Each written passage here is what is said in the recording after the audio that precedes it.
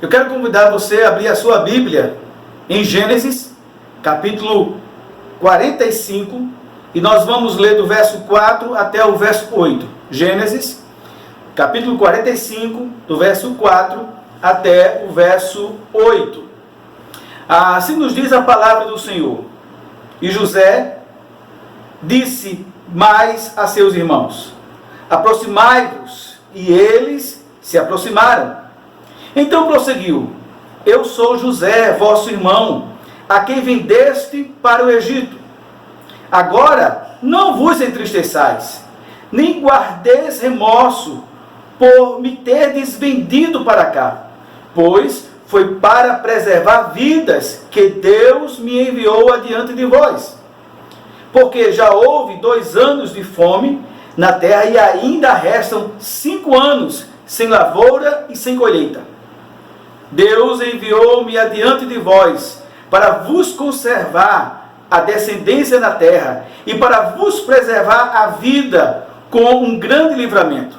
Assim, não fostes vós que me enviastes para cá, mas sim Deus, que me colocou como pai do faraó, como senhor de toda a sua casa e como governador de toda a terra do Egito. Quero convidar você também a abrir a sua Bíblia, ainda em Gênesis, no capítulo 50, e nós vamos ler a partir do verso 18.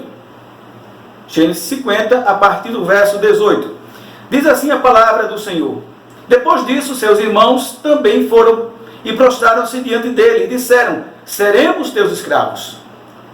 José lhes respondeu: não temais, por acaso estou no lugar de Deus? Certamente planejastes o mal contra mim, porém Deus o transformou em bem, para fazer o que se vê neste dia, ou seja, conservar muita gente com vida. Eu quero lhe convidar, mais uma vez, a, juntamente comigo, orarmos e pedirmos ao Senhor o seu auxílio para lermos, e não apenas lermos como fizemos, mas a compreendermos e, acima de tudo, praticarmos a sua palavra. Vamos orar? Pai bendito, santificado seja o teu nome, glorificado seja o teu nome para sempre.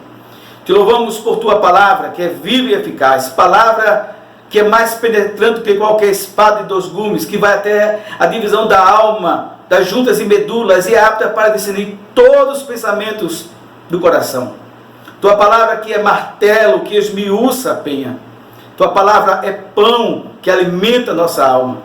E te pedimos que essa palavra, que é viva e verdadeira, que é martelo, que é pão, Senhor, faça com que o nosso coração seja enriquecido de Ti, e que por Tua graça o Senhor nos abençoe, ilumina o nosso entendimento para que possamos compreender as maravilhas da Tua palavra. É assim que oramos, em nome santo de Jesus.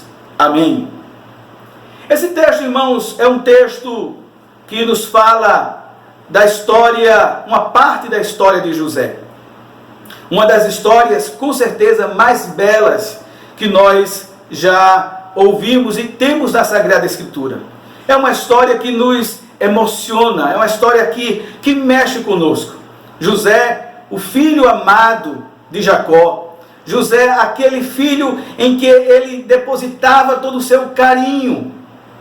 E aquele jovem José que recebeu sonhos da parte de Deus, do qual ele não compreendia muito, do qual na sua inocência, podemos dizer assim, compartilhava com seus irmãos, compartilhava com os seus pais, e que esse compartilhar dos sonhos que Deus lhe dava trouxe ao coração dos seus irmãos inveja, ciúme, amargura, a ponto que os seus irmãos um dia resolvem, juntos, tramam a morte de José. Mas um dos seus irmãos diz: espera aí, nem tanto, vamos jogá-lo aqui neste poço.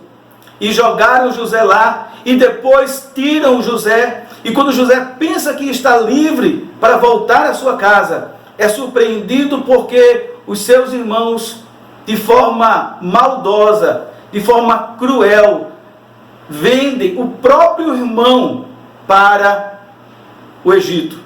E José vai agora sendo levado para o Egito. José agora torna-se escravo no Egito, é colocado na casa de Potifar, e Deus abençoa José. Abençoa José de tal forma que Potifar coloca como mordomo da sua casa, para cuidar de todos os seus bens. Mas a história nos diz que José, em algum momento, ele foi abordado pela mulher de Potifar. E aquela mulher procura seduzir José, mas José, como um jovem temente ao Senhor, resiste e foge. Aquela mulher então frustrada, aquela mulher então agora decepcionada nos seus maus intentos, levanta uma calúnia contra José. E José então agora é lançado como prisioneiro, lançado na prisão. E mais uma vez parece que a história de José não dá muito certo, porque os seus irmãos têm inveja dele, os seus irmãos jogam no poço, os seus irmãos o vendem. Parece que quando as coisas estão melhorando para José na casa de Potifar, a mulher de Potifar o seduz, levanta calúnia contra ele e ele é lançado na prisão. Porém, a Bíblia nos diz que Deus abençoou José na prisão. E José cai na graça daquelas autoridades que cuidavam daquela prisão. E José, então, ele passa a ter privilégios naquele lugar. E José, ele então, naquele momento ali, ele passa a conviver com aqueles presos. E dois deles, o padeiro, e o copeiro, têm sonhos. E José, pela graça de Deus, conhece, ou melhor, discerne quais são os sonhos e o significado deles e se cumpre. O padeiro é executado, mas o copeiro é restituído ao palácio. E depois de um certo tempo, Faraó tem um sonho, e este sonho que Faraó tem o perturba muito. E ninguém consegue decifrar o significado daquele sonho que Faraó teve. Mas o que é que acontece? Aquele copeiro agora lembra daquilo que José lhe disse e avisa a Faraó. Faraó o chama, José, pela graça de Deus, dá o significado dos sonhos e o que deveria ser feito. E por causa disso, Faraó agora o coloca abaixo dele e acima de todas as autoridades no reino do Egito. E agora José é honrado, e José, ele abençoa aquela nação com a estratégia, com a habilidade, com a sabedoria que Deus lhe concedeu. Até que chega o momento, quando toda aquela região está passando fome, os seus irmãos vêm, ele percebe que seus irmãos, mas seus irmãos não o reconhecem, e começa toda uma, vamos chamar aqui, uma trama de José, antes de se revelar a seus irmãos, até que chega um momento em que ele se revela, e o texto nos diz que ele chora abundantemente, todo o palácio escuta o choro de José, e José chega então agora e se revela aos seus irmãos. E então nós chegamos nesse momento do texto que nós acabamos de ler, quando José se revela aos seus irmãos, tirando do coração deles todo o temor, e mesmo depois da morte do seu pai Jacó, mais uma vez José se apresenta aos seus irmãos e fala-lhes ao coração, trazendo paz, trazendo tranquilidade. Essa é uma história, irmãos, belíssima. Essa é uma história que você já ouviu, você já leu, você já releu, você já até assistiu talvez em filme. É uma história belíssima. Mas as histórias na Bíblia não estão simplesmente para serem contadas, para serem conhecidas, coreografadas, dramatizadas, filmadas. Não, não. As histórias que estão na Bíblia estão para o nosso crescimento, para o nosso aprendizado. É palavra de Deus. E quando nós olhamos para as palavras aqui de José, nós vamos encontrar algumas lições preciosas para a nossa vida.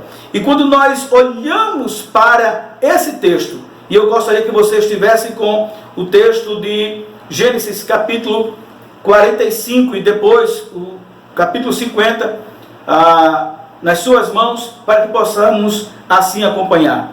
Que verdades esse texto, essa história aqui, no final, quando José se reúne com seus irmãos, o que é que essa lição nos ensina? Nos ensina sobre Deus, irmãos. É interessante que o personagem principal dessa história, na verdade, não é José. Em todas as outras histórias da Bíblia, o protagonista das histórias bíblicas não são os personagens que nós lemos, como Davi, como Sansão e tantos outros. Nem mesmo aqui o de José. O protagonista dessa história não é José. O protagonista, o principal personagem é Deus. É Deus que é o principal personagem. E o que esse texto aqui, essa história, nos revela a respeito de Deus? Nos fala de um Deus que é soberano, que controla todas as coisas, todas as circunstâncias. Esta é a primeira verdade que nós temos aqui.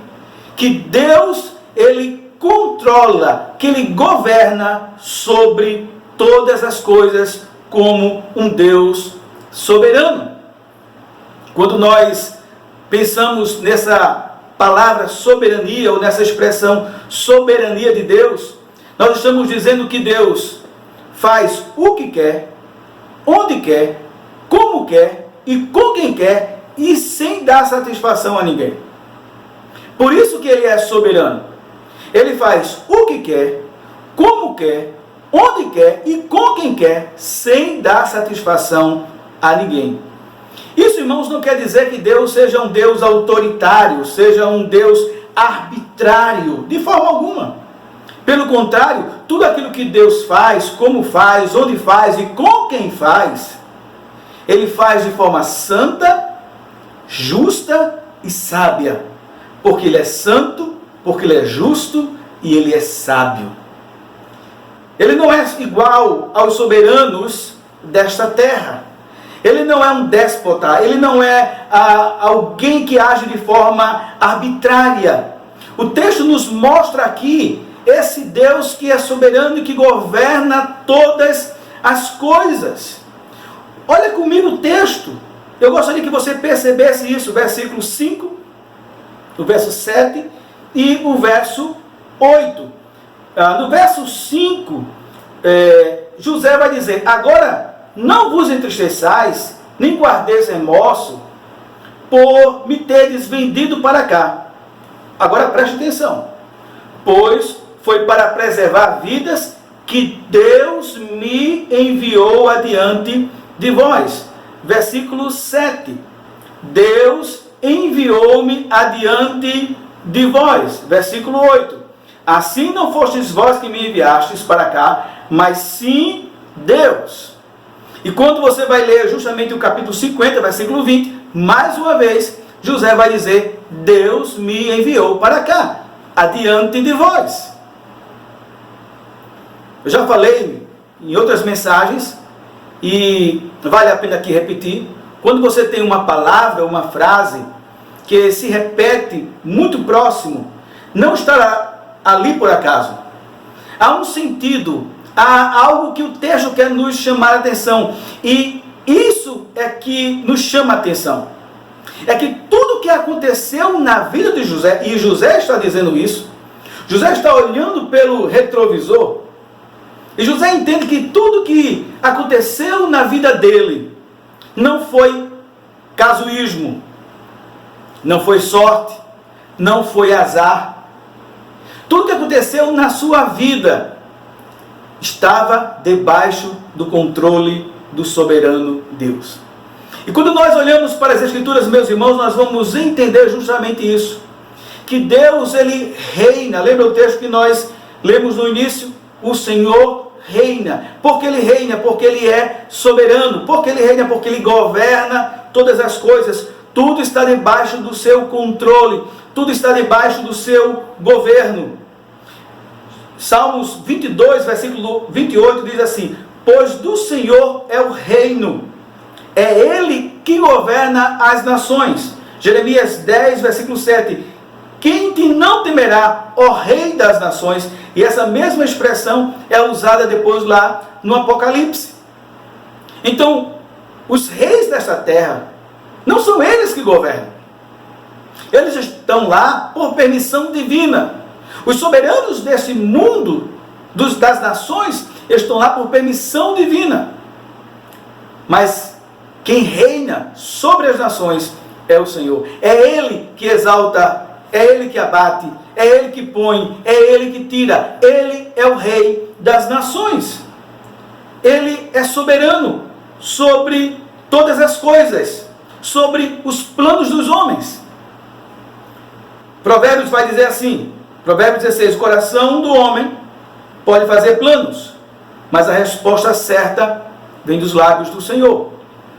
Ainda no capítulo 16 de Provérbios, versículo 9, vai dizer: o coração do homem traça seu caminho, mas o Senhor é que determina os seus passos. Observou bem? Eu vou repetir esse texto, irmãos, porque diz assim, olha: o coração do homem pode fazer planos, mas a resposta do Senhor, mas a boca do Senhor é que determina todas as coisas. Isso nós estamos vivendo agora. Nunca alguns textos da Bíblia foram tão reais, tão intensos. Todos nós, na virada do ano, tínhamos muitos planos. Planos pessoais, planos para a família. A nossa igreja, quantos planos sentamos e fomos ver, fizemos, melhor dizendo, um planejamento. Mas observou o que diz? O coração do homem pode. Não nos é tirado isso. O coração do homem pode fazer planos. Mas olha, a resposta certa vem dos lábios do Senhor.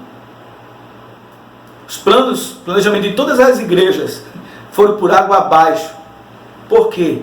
Porque quem governa os planos dos homens é o Senhor. Só irá ter bom êxito se o Senhor assim quiser, se o Senhor assim permitir, se o Senhor der o seu aval. Porque os planos que prevalecem não são os nossos, mas os planos que prevalecem é do soberano Deus, que governa as nações, que governa os planos dos homens. A criação, irmãos, depende do governo de Deus. No Salmo 104, versículo 27 a 30, vai nos falar justamente que toda a criação espera de Deus.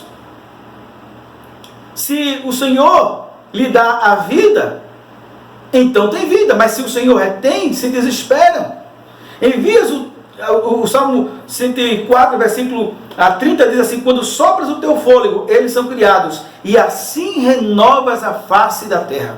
Ou seja, tudo que acontece na criação, o amanhecer, o entardecer, o anoitecer, a criação se movendo, tudo não acontece, irmãos, porque existe uma lei da natureza. Acontece porque Deus faz com que as coisas aconteçam. E toda a criação espera dele, porque ele é o soberano, ele é o governador, ele é o rei de toda a criação. Porque tudo foi criado por ele, por meio dele, para ele, e nele tudo subsiste, tudo depende dele. O Senhor é soberano sobre as nações, o Senhor é soberano sobre o plano dos homens, o Senhor é soberano sobre a criação, o Senhor é soberano e governa os espíritos. Não pense, e eu já falei isso em outro momento, mas não custa nada repetir. Não pense que nesse mundo há um duelo cósmico entre as forças do mal e as forças do bem, entre Deus e o diabo, entre o diabo e Deus. Não pense dessa forma. Deus governa. Lembra quando Jesus chega naquela cidade e os demônios, o que é que os demônios dizem para Jesus?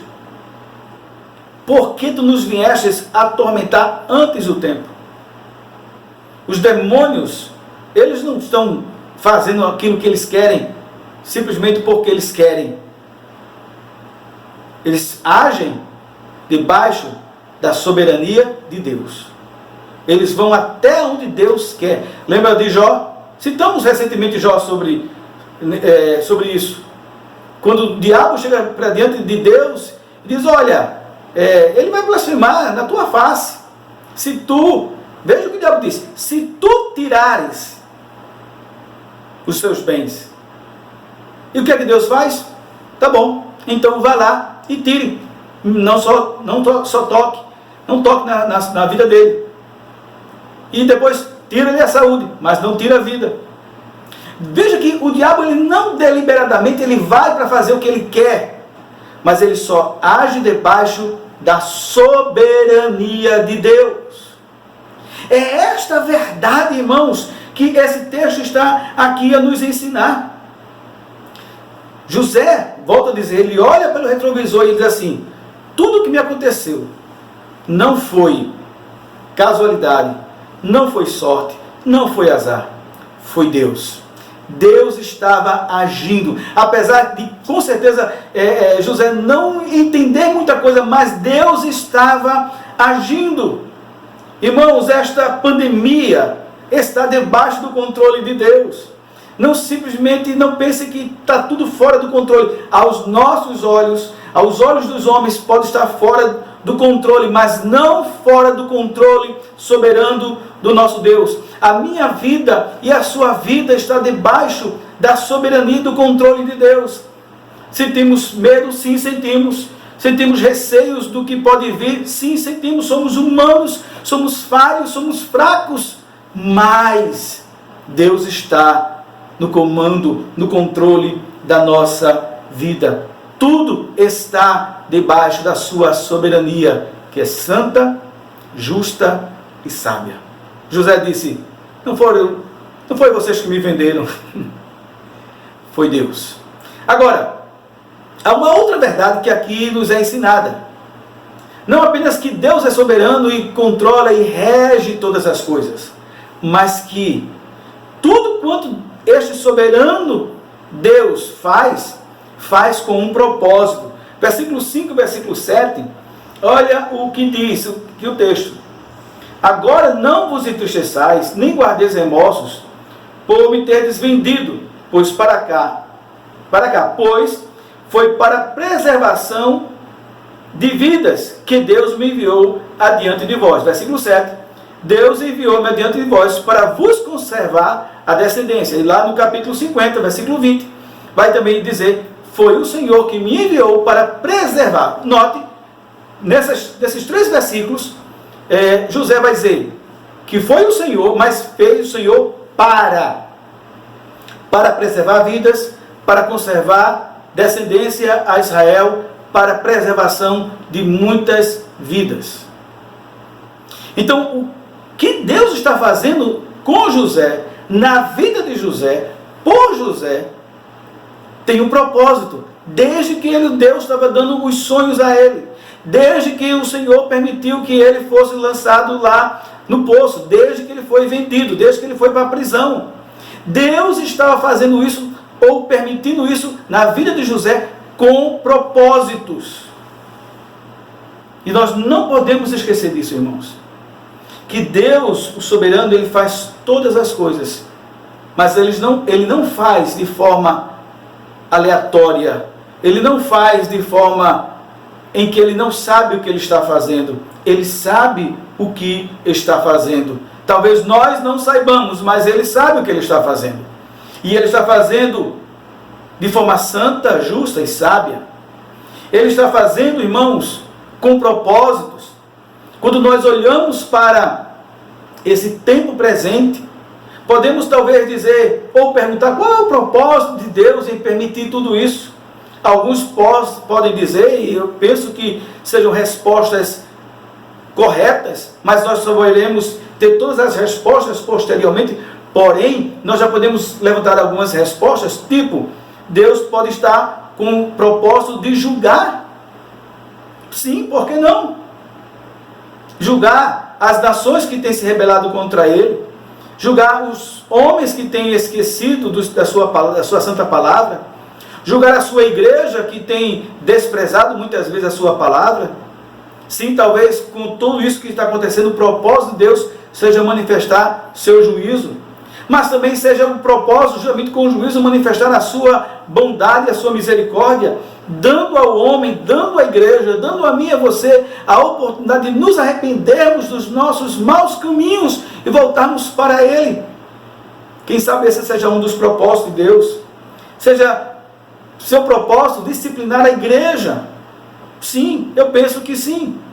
Mas seja qual for o propósito, ou os propósitos que possamos enumerar, eles são secundários. Eles são secundários. Porque o propósito maior de Deus em todas as coisas, mesmo que seja manifestar o seu juízo, mesmo que seja manifestar a sua misericórdia, mesmo que seja manifestar a sua disciplina, sempre será para o louvor da sua glória. Tudo que Ele faz é para a sua glória. Nós não podemos perder de vista isso.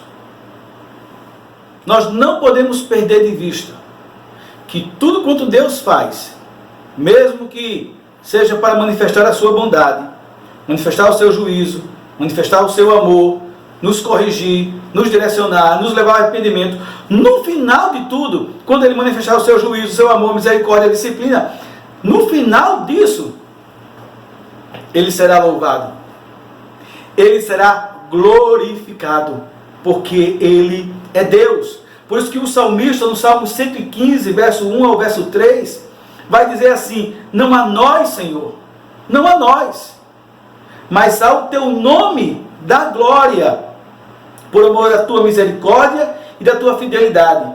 Porque dizem as nações: onde está o vosso Deus? No céu está o nosso Deus, e tudo faz como lhe agrada. Olha aí a soberania, olha aí o governo de Deus, tudo faz como lhe agrada. Mas o salmista já vai nos dizendo que o que Deus faz, conforme o seu querer, no início ele vai logo dizendo, é para o louvor da sua glória. Quando nós olhamos para a história de José, não tem como dizer que Deus não foi glorificado. A glória foi de Deus. Os homens reconheceram, o faraó ainda aqui reconhece o Deus de José. Então, irmãos, entendamos que Deus está no controle de todas as coisas como soberano, santo, justo e sábio, e que tudo que Ele está fazendo é para o louvor da sua glória. E o maior desejo do crente, do servo do Senhor, daquele que ama a Deus, é que Deus seja glorificado. Este é o propósito pelo qual nós fomos criados. Este é o propósito pelo qual nós fomos salvos, para o louvor da glória de Deus. Se Deus quiser nos poupar, Ele irá nos poupar para a sua glória. Mas se Deus permitir que o mal nos sobrevenha, também será para a sua glória. E nós desejamos é a glória do Senhor. Não o nosso bem, não a nossa felicidade, porque o nosso bem e felicidade está quando Deus é glorificado. O propósito pelo qual Deus faz as coisas, mesmo sem muitas vezes entendermos, é para a sua glória. E quando Ele é glorificado, a nossa alma se deleita nele, a nossa alegria está nele. O que é que esse texto nos ensina?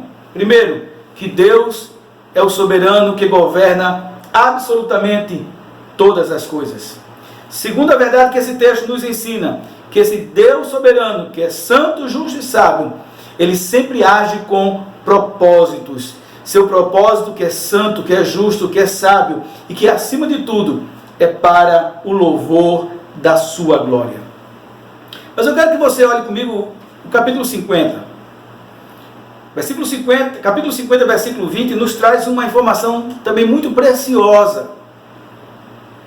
Esse texto nos mostra que Deus não apenas Ele é soberano, governando, dirigindo, controlando as nações, os planos dos homens, a criação, o mundo espiritual. Esse texto não só nos ensina que tudo quanto Deus faz com um propósito, mas também, irmãos, esse texto nos ensina que esse Deus soberano, esse Deus que reina, é o único que pode transformar o mal em bem. Esse Deus soberano, que reina sobre todas as coisas, é o único que pode transformar o mal em bem. Veja comigo o versículo 20. Olha o que diz aí no capítulo 50, versículo 20. Acompanhe comigo. José dizendo para os seus irmãos: vós planejastes, outra versão diz, vós na verdade intentaste o mal contra mim, porém Deus o transformou em bem, para fazer o que se vê neste dia, ou seja, conservar muita gente com vida. Então, o que está acontecendo aqui? José nos mostra que o mal, ou a intenção maldosa daqueles irmãos, foi real. Deus estava permitindo, mas isso não anula a responsabilidade daqueles irmãos. Não anula a responsabilidade dos irmãos de José em tentar fazer o mal, porque ele diz, vós na verdade intentaste o mal contra mim. Deus permitiu todo aquele mal na vida de José. Sim, Deus permitiu. Mas o que José entende agora, e eu volto a dizer, com o tempo passado, olhando pelo retrovisor, anos se passaram, José começa a entender que aquele mal que foi real, que o machucou, que o entristeceu, que trouxe conflito à sua alma, pois afinal de contas, como é que seus próprios irmãos fazem isso?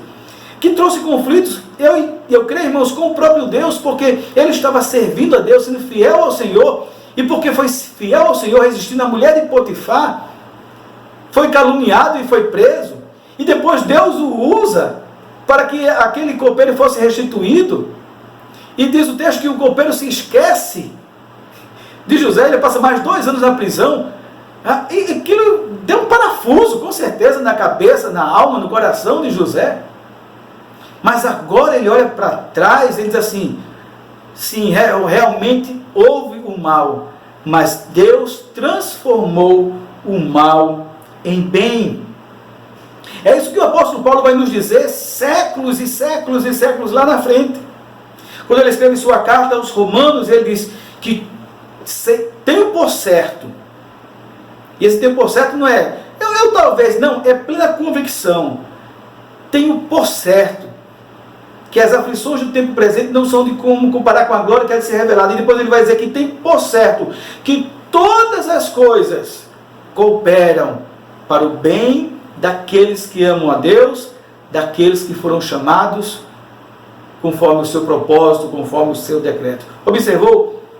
Todas as coisas. Não são algumas coisas. São todas as coisas.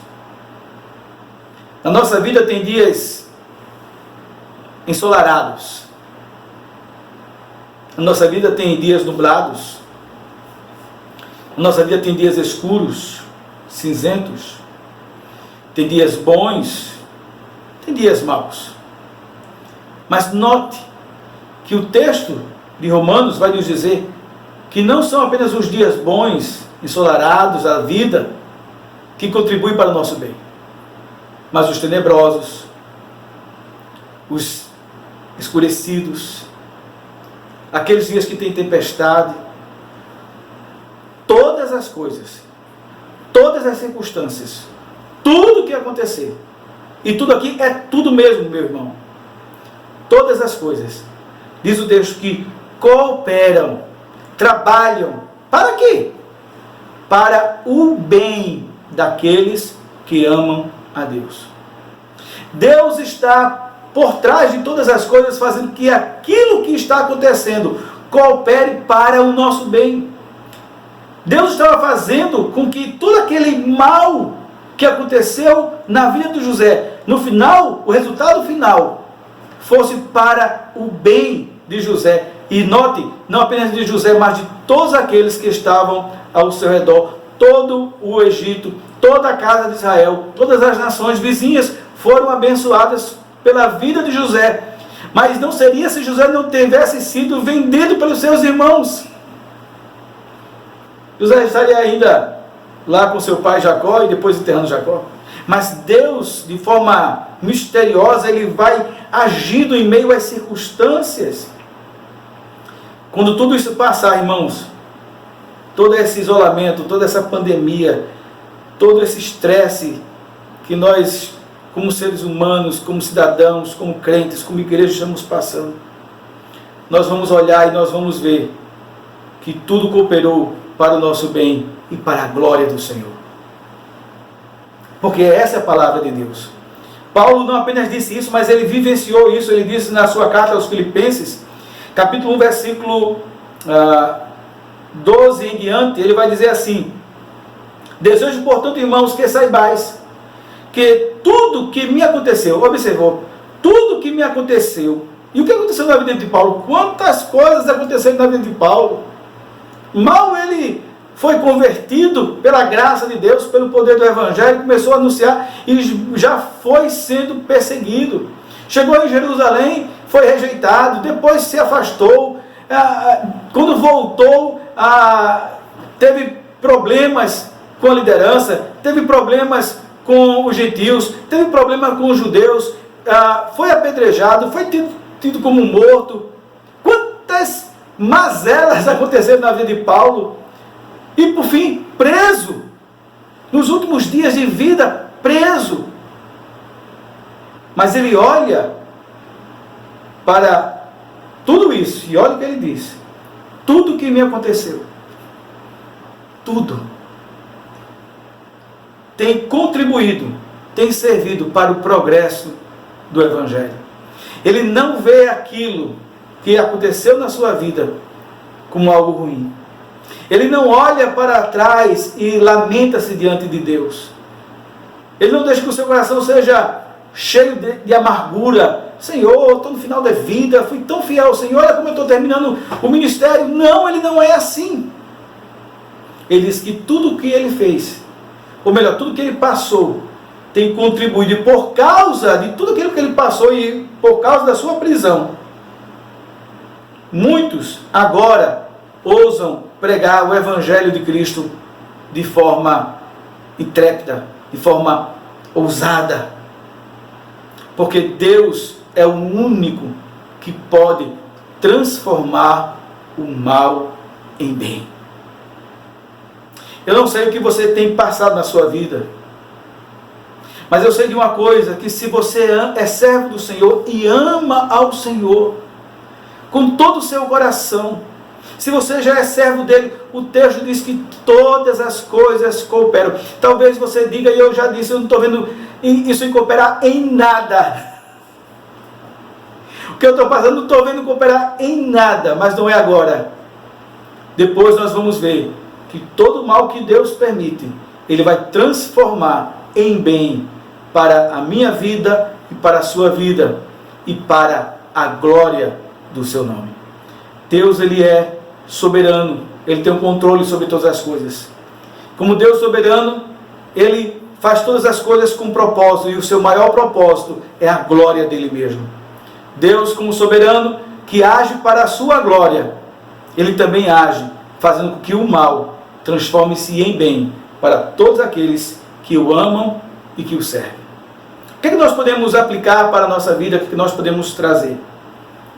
Primeira aplicação que eu quero trazer para a sua vida, para a minha vida, é que talvez eu e você não saibamos aquilo que Deus está fazendo, mas Ele sabe. Ele sabe. José não sabia o que é que Deus estava fazendo, mas Deus sabia. Ele é soberano. Ele tem o controle de todas as coisas.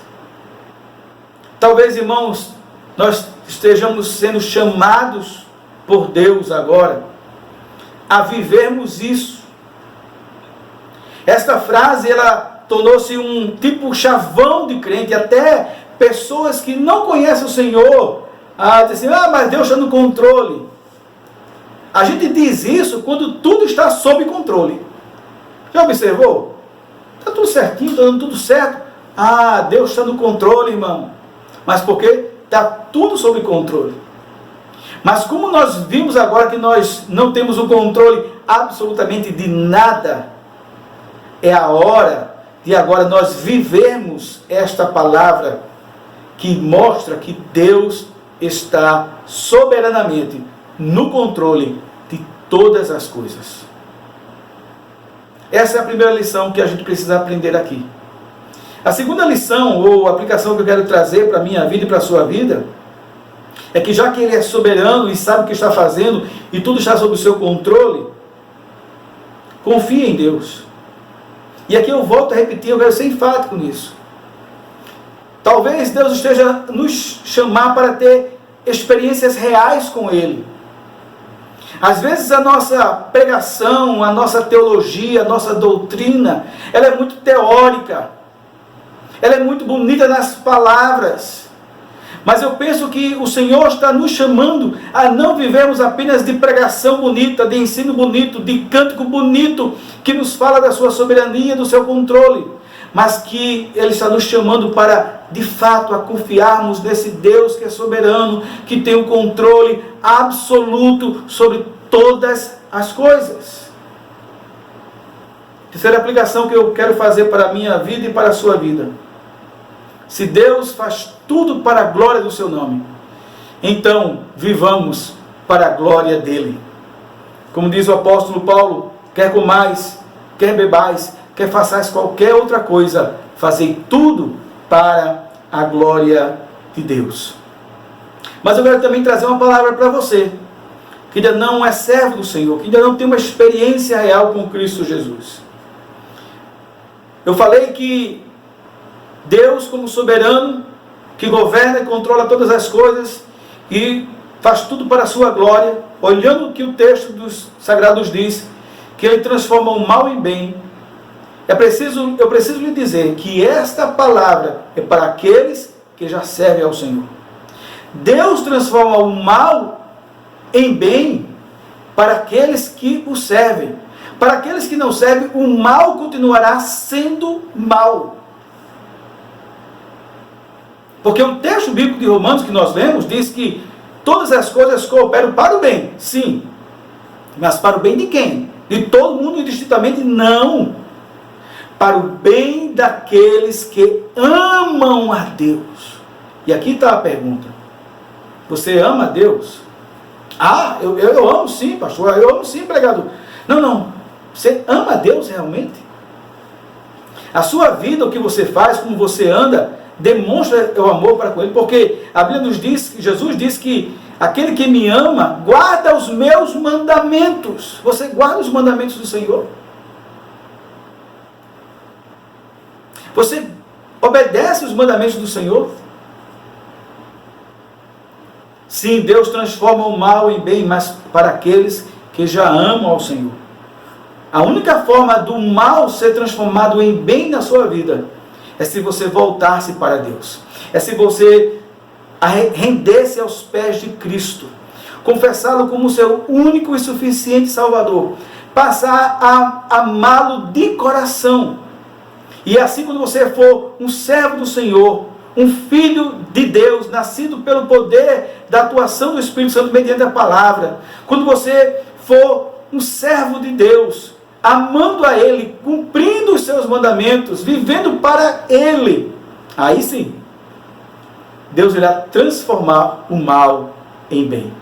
Então venha para Cristo, renda-se a Cristo, renda-se a este soberano Senhor, e o Senhor lhe trará paz, e o Senhor lhe trará salvação. E que Deus seja glorificado na minha e na sua vida. Eu quero orar com você, pedindo para que o Senhor lhe abençoe, nos abençoe. Muito obrigado, Senhor, por Tua palavra, nos ensina a descansarmos na Tua soberania, nos ensina a descansarmos no Teu reino. Muito obrigado, Senhor, porque nada está fora do Teu controle, nada. O Senhor continua soberano sentado no alto e sublime trono. Então, por isso, Senhor, nos ajuda a confiarmos, a descansarmos no Senhor. E aqueles que ainda não te conhecem, que o Senhor os ajude e que soberanamente o Senhor abra o seu entendimento, os seus corações, e eles venham também a te servir. E que possamos, ao término de tudo isso, olharmos para trás e vermos que mais uma vez o Senhor esteve agindo como José reconheceu, e que mais uma vez o Senhor agiu para a glória do seu nome, e daremos toda a glória, não a nós, Senhor, não a nós, mas ao teu nome na glória. E vermos mais uma vez que, como soberano Senhor, o Senhor agiu em favor do teu povo. Nós assim oramos e agradecemos no nome de Jesus.